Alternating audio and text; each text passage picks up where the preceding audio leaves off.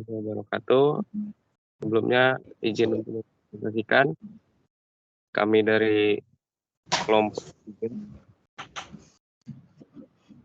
dengan judul yaitu dampak pembuangan limbah.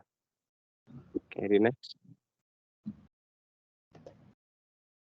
Untuk anggota dari kelompok 3 sendiri ada 4 orang. Yang pertama itu ada Samuel Hamonangan, kedua itu saya sendiri Oki Saputra, yang ketiga ada Revi Falka Azlinando dan Alivia Azahra Amir.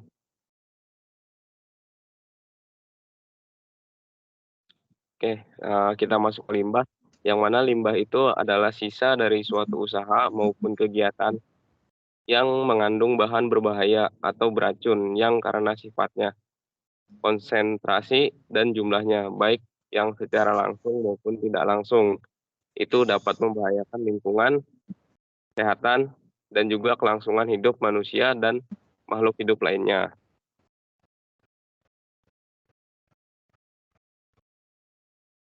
Nah, untuk limbah sendiri itu sangat berpotensi besar terhadap pencemaran lingkungan karena dapat menyebabkan menurunnya kualitas lingkungan hidup serta dapat merusak ekosistem alaminya.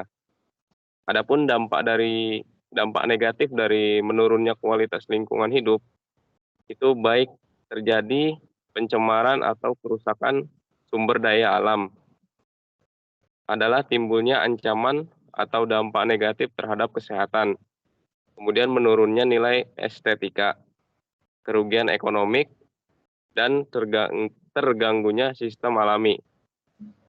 Dampak negatif terhadap kesehatan masyarakat akan dirasakan dalam kurun waktu jangka panjang. Dengan tercemarnya lingkungan hidup oleh limbah atau sampah, nilai estetika dari lingkungan tersebut akan mengalami penurunan. Lingkungan yang tercemar tersebut akan terlihat kumuh dan tidak dapat digunakan untuk kepentingan sehari-hari.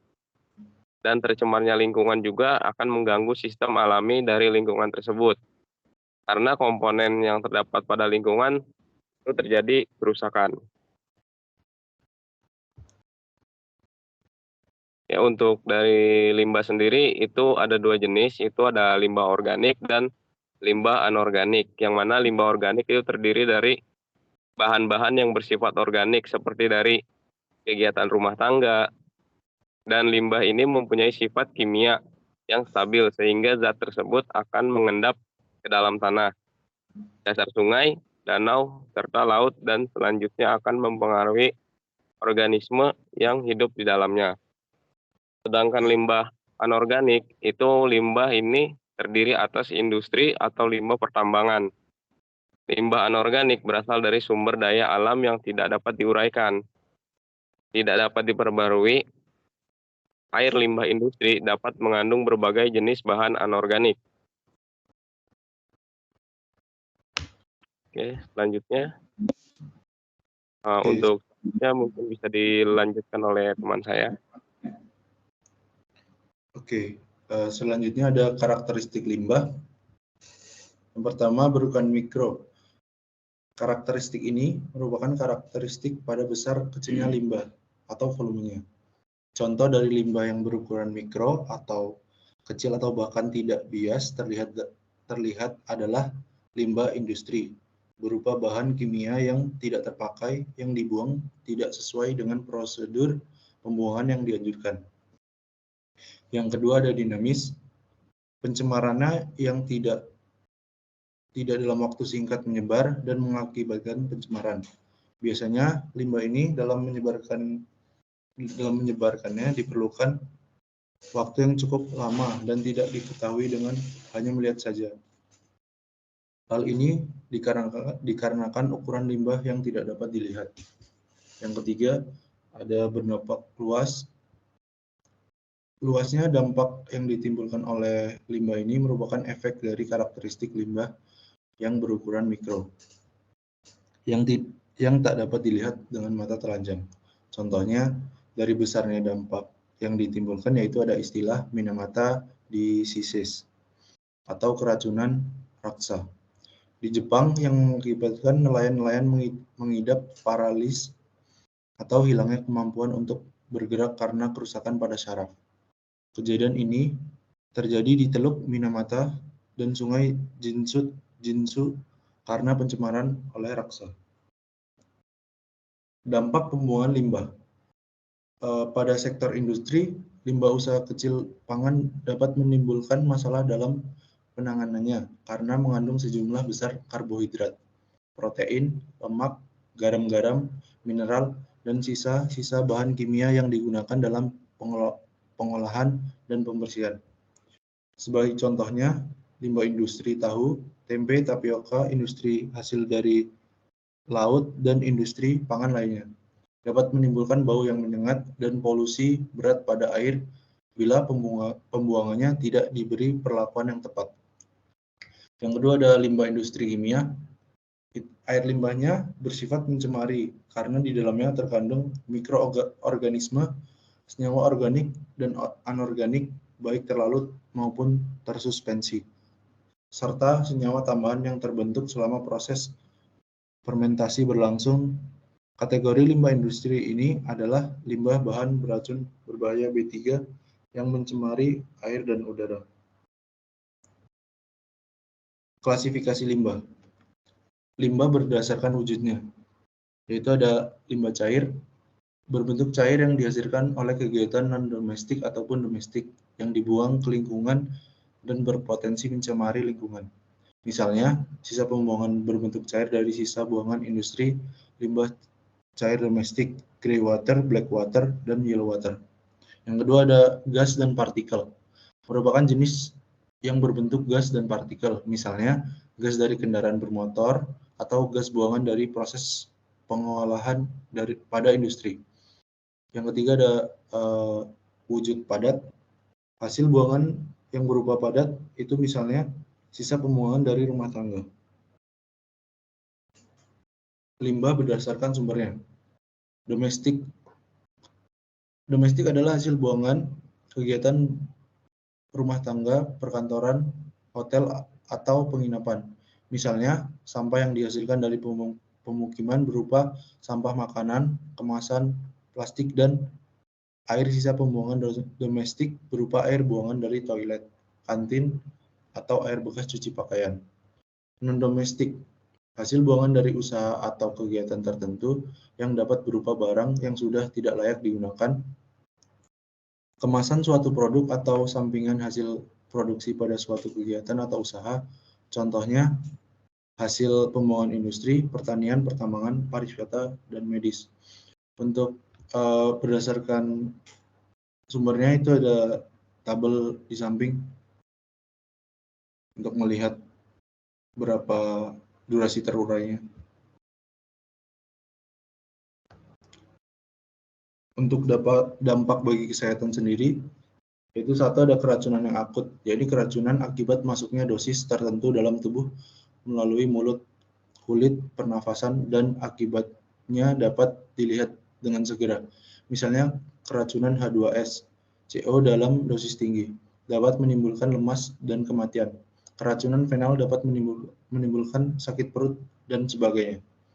Yang kedua ada keracunan kronis, sebagai akibat masuknya zat-zat toksis ke dalam tubuh dalam dosis yang kecil, tetapi terus-menerus dan berakumulasi dalam tubuh, sehingga efeknya baru terasa dalam jangka panjang. Misalnya keracunan timbal, arsen, raksa, asbes, dan sebagainya. Yang ketiga ada diare yang dapat memicu dehidrasi dan bahkan kematian. Penyakit metromoglobinemia atau sindrom bayi biru bila mengkonsumsi air minum yang tercemar nitrat atau tinggi kandungan nitrat.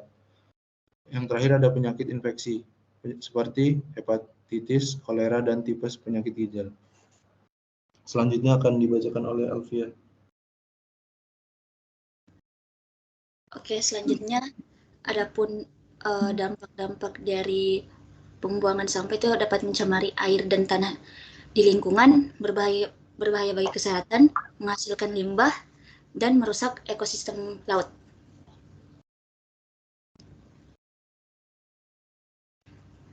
Untuk proses produksi dan recycling, reposing, dan landfilling itu yang pertama dimulai dari produksi, lalu konsumsi. Setelah konsumsi ada pengelolaan sampah, yang dimana sampah itu nanti dapat di recycle, di repurposing, dan landfilling.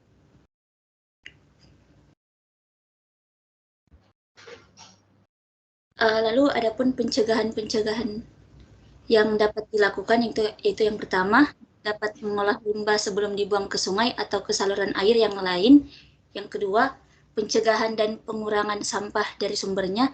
Kegiatan ini dimulai dengan kegiatan pemilihan atau pemisahan sampah organik dengan menyediakan tempat sampah organik dan anorganik di setiap kawasan. Yang ketiga, pemanfaatan kembali kegiatan pemanfaatan sampah seperti composting atau pengomposan.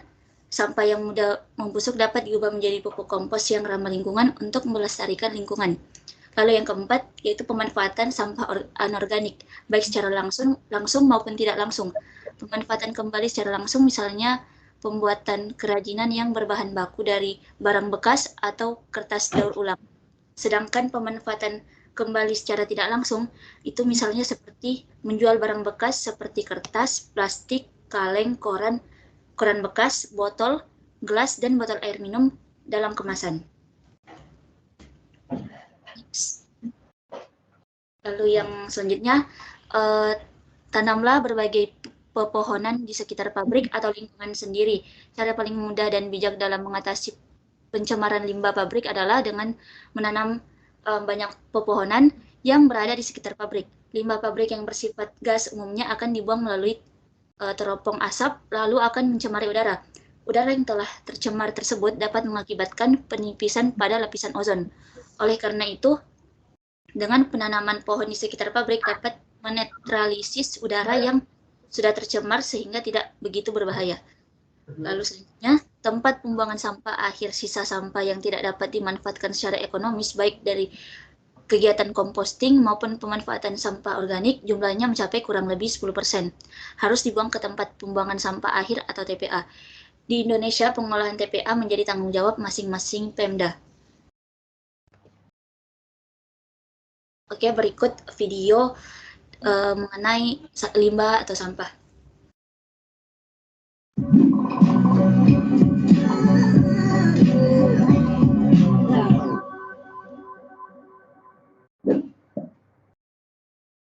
Sampahku tanggung jawabku. Dari mana asalnya sampah? Sampah berasal dari kegiatan sehari-hari seperti makan, mandi, belajar, bekerja, dan lain-lain. Sampah dapat dikategorikan menjadi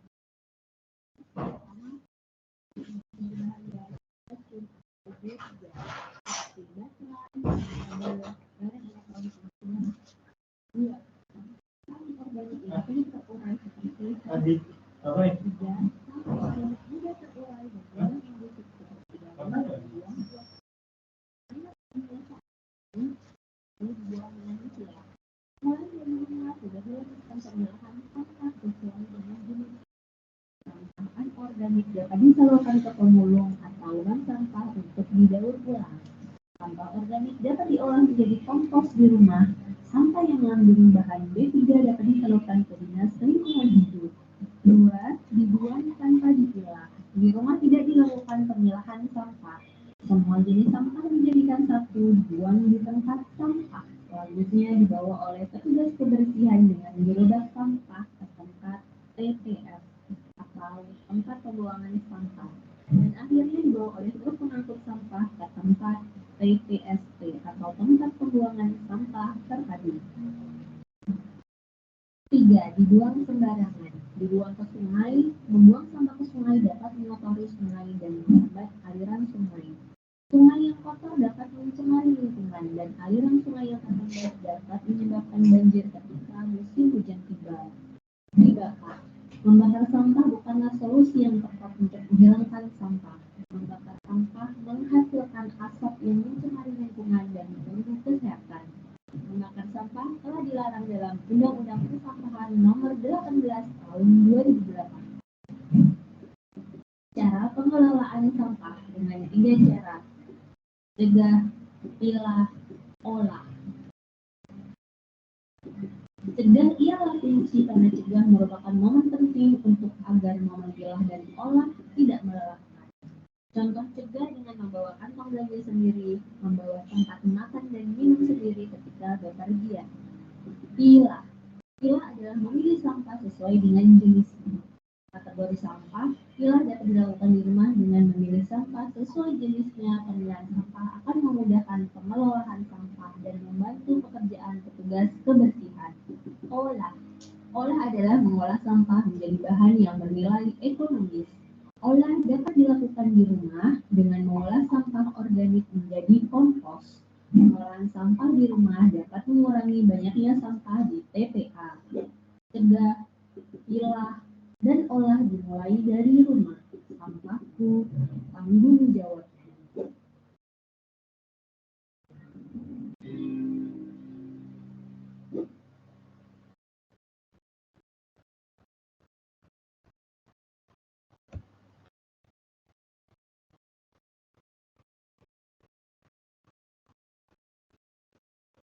Oke, kesimpulan dari presentasi kami ini itu untuk mencegah pembuangan limbah yang sembarang tempat, pemerintah harus melakukan pengawasan dengan ketat terhadap perusahaan-perusahaan yang mempunyai hasil limbah yang berbahaya seperti cair, padat, ataupun udara, agar lingkungan tidak menjadi tempat pembuangan limbah karena akan mengakibatkan dampak lingkungan tercemar dan merusak ekosistem alam. Apalagi sampah yang dihasilkan manusia begitu banyak sehingga bila tidak ditangani akan menimbulkan banyak lebih masalah pencemaran. Beberapa metode pengolahan sampah telah diterapkan manusia untuk menangani permasalahan sampah. Masing-masing metode tersebut memiliki kekurangan dan kelebihan. Belum ada satupun dari metode yang telah diterapkan manusia yang dapat menyelesaikan permasalahan sampah dengan sempurna. Oleh karena itu, masih perlu terus dikembangkan berbagai metode baru atau modifikasi yang dapat menyempurnakan metode yang telah ada.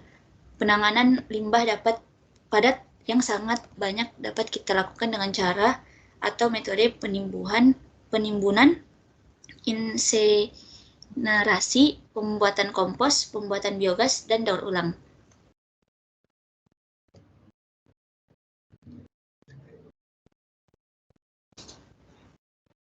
Oke, sekian presentasi dari kami. Kurang lebihnya mohon dimaafkan. Assalamualaikum warahmatullahi wabarakatuh.